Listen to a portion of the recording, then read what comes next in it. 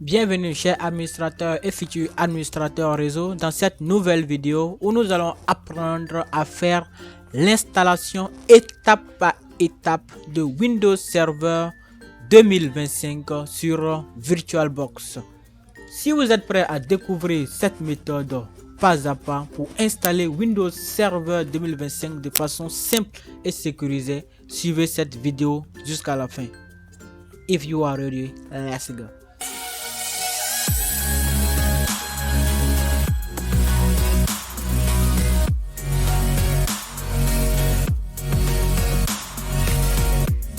Pour installer Windows Server 2025, il faut suivre un certain nombre d'étapes très simples. D'abord, il faut avoir l'image ISO, donc télécharger l'image ISO de Windows Server 2025. Ensuite, créer une machine virtuelle avec une capacité RAM de 2 Go et un disque dur de 32 Go. Insérer l'image ISO et démarrer la machine virtuelle précédemment créée et suivre l'installation jusqu'à la fin.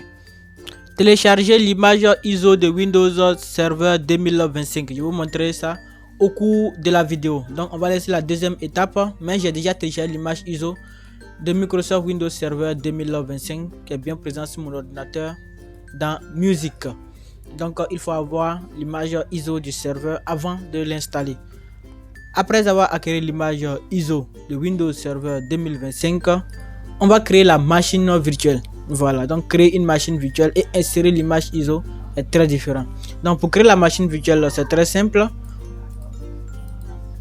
On vient dans nouvelle, donc on vient dans nouvelle. Donc on va donner le nom de la machine, je vais l'appeler. Ensuite je donne le nom de la machine, Windows, je vais l'écrire en minuscule, Windows Server 2025. Je vais mettre le S en majuscule. Windows Server 2025. Ici, on a la possibilité d'ajouter l'image ISO, mais je vous conseille de créer d'abord la machine et ensuite d'ajouter l'image ISO après. Donc, la version, il n'y a pas la version 2025 n'est pas encore disponible. C'est cette version de VirtualBox. Donc, je vais choisir 2022, 64 bits. Ici, j'ai pas mis l'image ISO, donc je peux modifier ces valeurs. Je les garde. Ensuite, je vais dans Hardware. Hardware, je vais choisir la RAM. Donc sur VMware et VirtualBox, il faut rester sur la partie en vert. Voilà, pour ne pas faire ramer sa propre machine, il faut rester sur la partie en vert. Mais au pire des cas, on peut rester sur la partie en orange, mais jamais sur la partie en rouge. Parce que si vous allez sur la partie en rouge, votre machine physique même va commencer à ramer. Donc je vais prendre du 4 Go, ça fait 4096. Donc il reste du 4 Go. Processeur 1, bon je vais donner 2, voilà 2 cœurs. Et maintenant on a hard disk. Hard disk c'est le disque dur. Donc là on peut rester sur les 32 Go. Mais là 50 Go, je garde les 50 Go. Pour vous montrer comment faire le partitionnement, 2 partitions, 3 partitions sur votre disque dur. Tout simplement. Donc une fois que j'ai fini, je fais finish. Je clique sur finish tout simplement. Donc il y a cliqué sur finish. Donc qu'est-ce qu'on vient de faire? On vient de créer la machine virtuelle. C'est bon? Maintenant je vais ajouter l'image ISO de Windows Server 2025 sur la machine virtuelle 2025 que je viens de créer précédemment. Donc pour ajouter l'image ISO, c'est très simple. On a deux possibilités. Je clique sur stockage. Je veux cliquer sur stockage et je viens dans la partie ici SATA vide. Donc SATA vide et je clique ici et je fais choose the disk file. Choose the disk file. Je viens dans musique où sont mes images ISO et je choisis 2025 tout simplement. Ça c'est une méthode. Et la méthode la plus simple et facile, je viens sur SATA 1, SATA 0. C'est là qu'il doit demeurer normalement. Mais là-bas, il n'y a pas de système d'abord. Donc, je viens sur SATA 1, je clique dessus et je fais Choose the disk file tout simplement. Je viens sur musique et je choisis Windows Server 2025 x64. Donc, je viens d'insérer l'image ISO. J'ai créé la machine et ce que je viens de faire, c'est insérer l'image ISO dans la machine. Si on était en physique, c'est comme si je venais de brancher tout simplement la clé à mon ordinateur. Donc une fois qu'on a fini de insérer l'image ISO, on va démarrer la machine. Donc pour démarrer la machine, c'est très simple. Je clique sur démarrer pour lancer le WinRAR, l'assistant d'installation tout simplement. Donc je démarre la machine. Donc il faut cliquer sur la machine. Je vais agrandir. Donc, je vais afficher la machine, agrandir. Voilà. Donc il est en train de charger les fichiers. Donc j'ai déjà fait une vidéo où j'ai expliqué comment installer Windows Server 2025 sur VMware. Donc là c'est comment installer sur VirtualBox.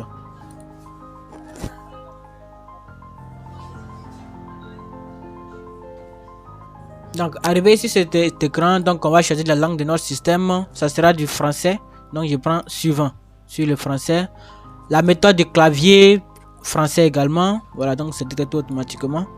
Donc je souhaite installer Windows Server. Donc je souhaite installer Windows Server et je clique sur Agree. Donc Agree editing will be detected, included file, application and setting. Ok, no issue. Donc je fais suivant. I don't have the key of this project. Donc je n'ai pas la clé du produit. Donc je clique ici. Je n'ai pas la clé du produit. C'est bon. Et nous préparons certaines images. Donc là, on a comme dans les autres éditions, l'édition standard et l'édition data center. Pour vous expliquer simplement la différence entre standard et data center, tout ce qui existe dans le standard existe dans data center, mais en mieux. Aussi simple que ça. Comprenez ça comme ça. Maintenant, quelle est la différence entre standard simple, que j'ai appelé standard core, et standard expérience utilisateur? Les versions avec expérience utilisateur, c'est les éditions où il y a interface graphique. Et si vous prenez cette édition sans interface utilisateur, là ça sera une envie de commande. Vous devez faire tout en PowerShell, vous devez faire tout en CMD, tout en ligne de commande. Donc on va choisir ici standard avec expérience utilisateur. Alors, je peux aussi bien choisir data center avec expérience utilisateur. Mais à noter que la licence de data center est plus chère par rapport à la licence de standard. Voilà, donc je vais choisir standard avec expérience utilisateur. Mais je rappelle que je peux très bien aussi choisir data center avec expérience utilisateur. Et je fais quoi? Suivant. Ne pas oublier de choisir une version avec expérience utilisateur pour ne pas installer une interface graphique. Donc je fais accepter les clauses du contrat de licence. Accepter. Donc j'accepte le contrat de licence. Et maintenant on arrive sur une des parties les plus importantes lors de l'installation d'un système d'exploitation, c'est le partitionnement. Le partitionnement, très important. Donc je fais ici créer et partition. Donc créer une partition. Si je veux faire une seule partition, je fais tout simplement apply. C'est bon. Si je veux faire plusieurs partitions, je vais diviser cette valeur là par le nombre de partitions que je veux, ou pas forcément exact. Mais là j'ai du 50 Go. Je vais peut-être prendre 30 Go pour le Dix C, donc 30 000 en raison de 1 giga à 1000 mégas. Je rappelle que 1 giga c'est 1024, donc je vais prendre ici du 1000, donc 30 giga sur les 50 et garder 20 giga pour le Dix D. Voilà, donc je peux aussi faire moitié, mais je préconise de donner plus de partitions au Dix C.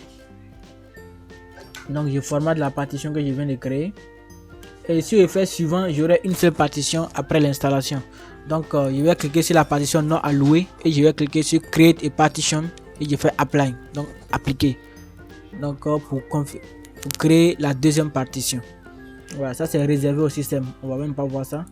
Donc je vais aussi formater la partition, la deuxième partition. Donc je reviens bien sur le Dix D. Voilà, la première partition que j'ai créée et je fais suivant. Donc c'est là que je vais installer le système. Donc on a un résumé de tout ce qu'on a choisi. Donc on veut installer Windows Server, Data Center avec expérience utilisateur. On ne conserve rien. Voilà, donc comme si on installe ça sur un nouveau disque dur.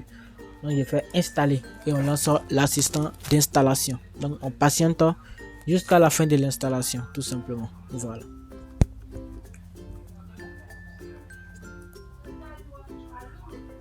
Donc je rappelle pour mes prochaines vidéos sur l'administration réseau, sur le serveur DHCP, le serveur DNS, le serveur ADDS, le serveur ADCS, le DZS. Je vais commencer à travailler sur Windows Server 2025. Donc c'est le moment de vous abonner et de suivre mes prochaines vidéos parce que ça sera du lourd. Ça sera du lourd. Des exercices de type avancé où on va faire la correction ensemble.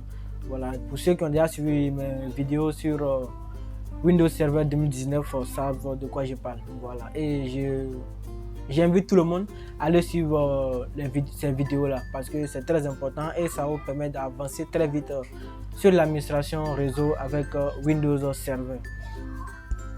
Donc on patiente jusqu'à la fin de l'installation.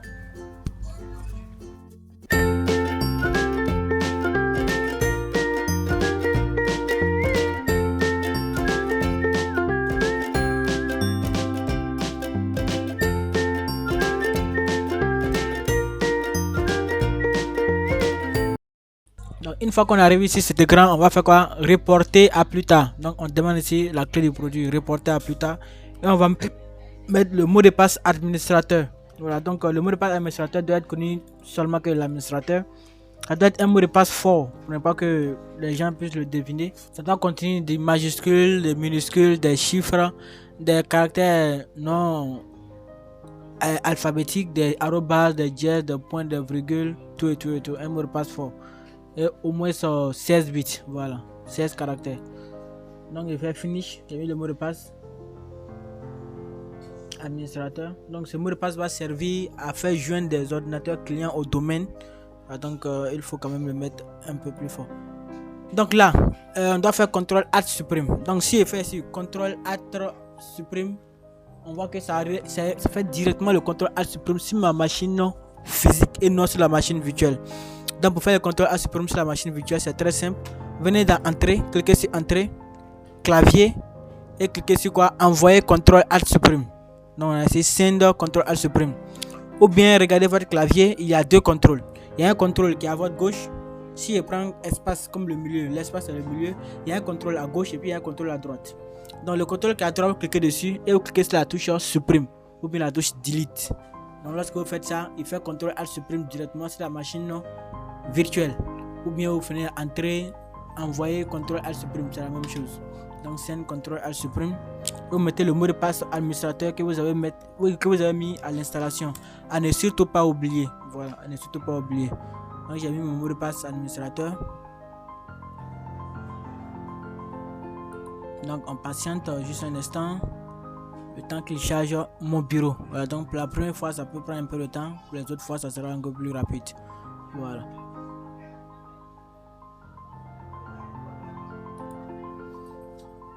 Donc on a ici envoyé des données de Jazznotic à Microsoft. Donc je vais mettre ici obligatoire uniquement, seulement si c'est obligatoire, sinon on n'est rien envoyé, tout simplement. Et là on a notre bureau, on a le gestionnaire des serveurs qui se lance. Voilà. Donc là on voit le Windows Server 2025, l'interface de Windows 11, tout simplement. Donc là ne plus affiché. Ok. Donc on a nos outils, on a géré pour ajouter des rôles et des fonctionnalités. Ici j'ouvre le gestionnaire des fichiers. Donc dans la gestion des fichiers on voit bien nos deux partitions. La première partition autour de 20 Go, 28 Go, 30 Go. Et la deuxième partition autour de 20 Go. Donc les deux partitions sont bien présentes. Je fais clic droit, propriété. Ici, propriété. C'est ma machine.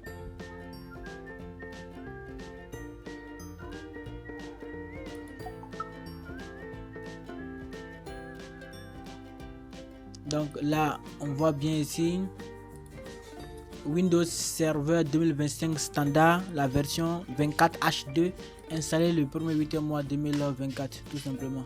Donc c'est bien Windows Server 2025 que je viens d'installer. Ici gérer, ajouter des rôles et des fonctionnalités, le même assistant, tout et tout et tout. On verra ça dans mes prochaines vidéos, comment déployer le rôle sur le serveur 2025. Donc nous venons juste de terminer l'installation. Donc on retourne sur VirtualBox et là on va éjecter le disque qui est là. Donc on va retirer la clé. Donc pour ce faire on clique dessus et on fait remove the disk from virtual machine, ou bien on reclique directement sur le nom. Donc je fais remove, on voit c'est vide. Donc la prochaine fois il va démarrer directement sur le SATA. Il va démarrer directement sur le SATA 0. Voilà. Donc je reviens sur la machine, je fais ça. Et ici on voit, qu'est-ce qu'on voit ici?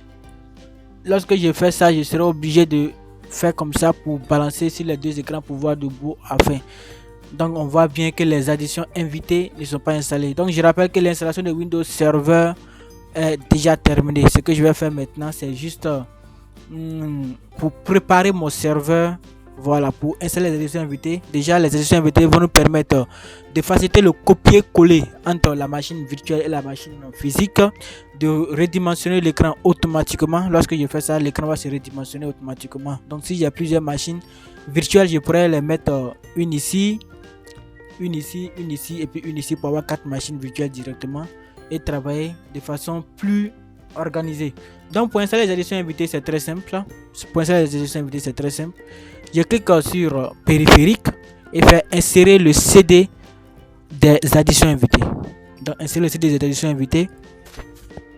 Donc voici ici additions invitées. Donc de Windows, je clique sur additions invitées. Donc on peut cliquer directement ici pour exécuter, mais je vais vous montrer directement. Donc il fait quoi? Suivant pour donc commencer l'installation, suivant, et il fait installer. Donc on va m'installer les additions invitées. Donc c'est très important, après avoir installé une machine que vous allez utiliser peut-être pendant longtemps sur votre VMware VirtualBox plutôt, installez directement les additions invitées. Voilà, ça vous permet de résoudre beaucoup de choses. Beaucoup de choses. Voilà, très important. Donc 5 étoiles. Donc il vient de finir l'installation des additions invitées. On va redémarrer la machine. Donc on va redémarrer la machine rapidement. Je vais faire une courte pause de 5 secondes et puis on se reprend tout de suite. Donc maintenant je vais faire entrée, clavier, envoyer contrôle à supprime. Donc envoyer contrôle à supprime, comme je vous disais, c'est la même chose. Un serveur. Donc, je rappelle qu'on vient d'installer les éditions invitées sur la machine. Donc périphérique, glisser, déposer, on va faire bidirectionnel. Donc de la machine virtuelle vers la machine physique, de la machine physique vers la machine virtuelle. Et papier presse bidirectionnel, glisser, déposer bidirectionnel également. Voilà. Donc maintenant si je fais ça,